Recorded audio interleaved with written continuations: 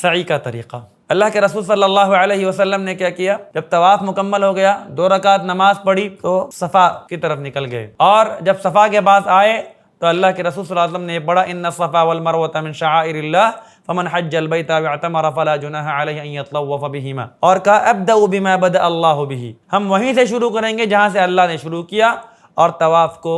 صفا سے شروع کیا۔ صفا پر چڑھے، جب کعبہ نظر آ گیا تو اللہ کے رسول صلی اللہ علیہ وسلم نے یہ پڑھا لا الہ الا اللہ وحدہ لا شریک لہ لہ الملک ولہ الحمد یحیی ویمیت وہو علی کل شیء قدیر لا الہ الا اللہ وحدہ انجز وعدہ او صدق وعدہ ونصر عبدہ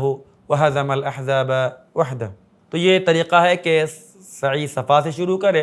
کعبہ نظر آئے تو یہ لا الہ چوتھا کلمہ اور یہ کلمات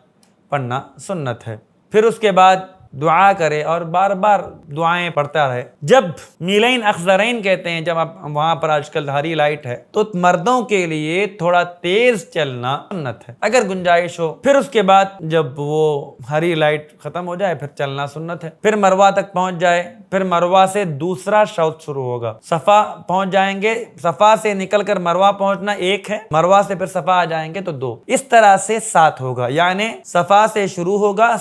سعی کی ابتدا صفا سے ہوگی اور مروہ پر ختم ہوگی۔